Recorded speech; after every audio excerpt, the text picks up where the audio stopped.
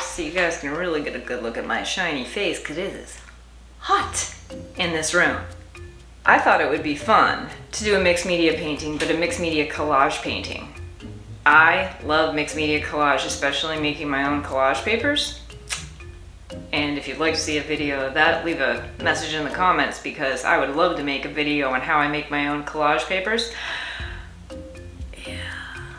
So, I'm going to take you through this whole entire process to create a mixed media collage painting. Alright, so let's get started. Okay, so I am starting out on an 18 by 24 inch canvas, and I just sprayed the whole canvas with some water, and I'm adding this green gold. I'm using high flow acrylics by Golden, and just to get a little bit of color on here. So I'm using paper towels, rubbing alcohol. That's a burnt sienna that I'm adding, and then I'm blow drying it to get it dry because I'm impatient. So these are the collage papers that I made, and I lay them out on the canvas to see where I want to put them first before I start adding my matte gel medium. And I use a matte gel medium because I also put it on the top of the paper to protect the paper, and I like to have a matte surface as opposed to a glossy surface. But not that it really matters, because the next step is kind of going to cover all of that, because I'm basically going to prime the whole thing anyway. So once I get all of my papers down, I let all of that dry, and it's kind of just this mishmash of different collage papers that I made with stencils, with acrylic paint.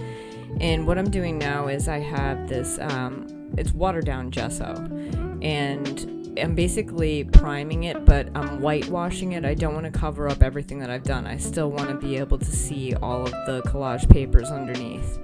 So this is just kind of you could use clear gesso if you want, but I wanted to tone down the color because I'm going to be adding color to it.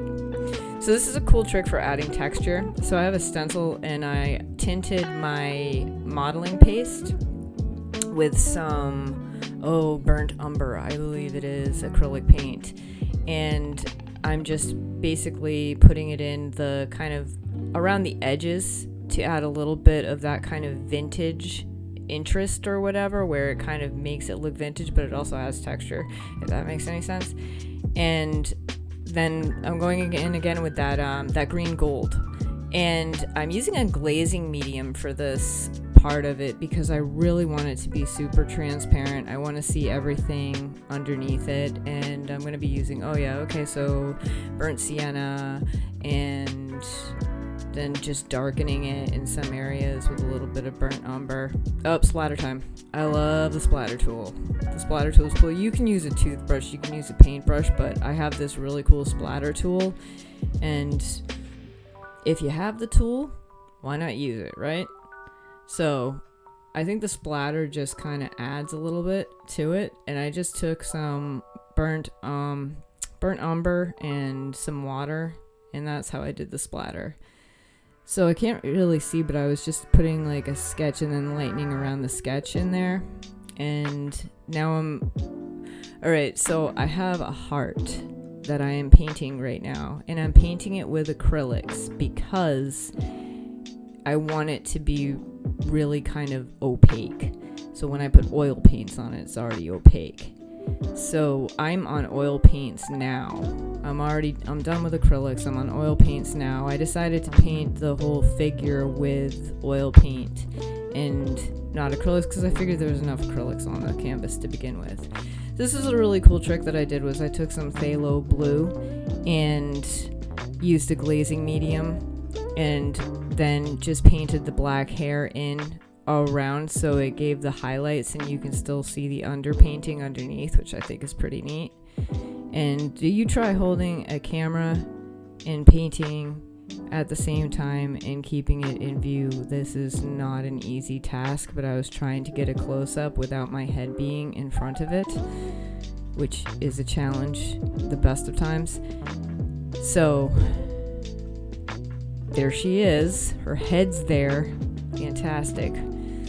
Trying to add a little bit of depth and dimension to this little heart balloon that I have here. And yes, I am painting a hole in her chest. Seems unpleasant, but it's symbolic. So we've got a little highlight action going on here. I'm working on trying to make the fabric look flowy, and so I'm using Payne's gray, and because there's a lot of orange and that has a sort of bluish tone to it. And here she is. I think she's beautiful. I'm really happy with the way this painting came out.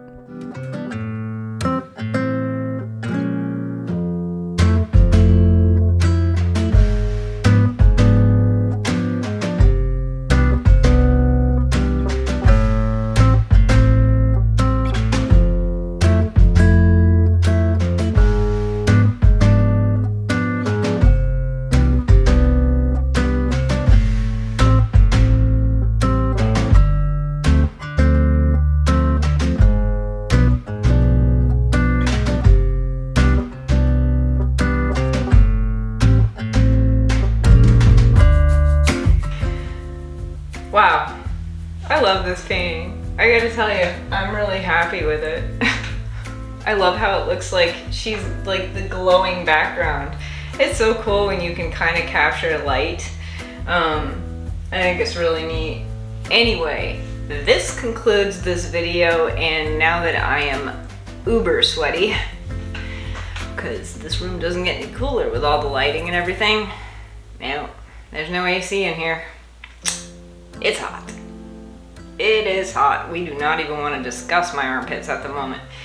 Anyway, if you like this video, please hit the like button. Please subscribe if you haven't already subscribed, and please let me know in the comments what you think of this painting, if you like it, if you'd like to see more paintings like this, and I will see you next time. I love you guys. Bye. Well, this is a cheerful painting, isn't it? Oh boy, it's a bit poignant. Yeah, it's conceptual. It's a conceptual painting. I was listening to sad music. What can I say?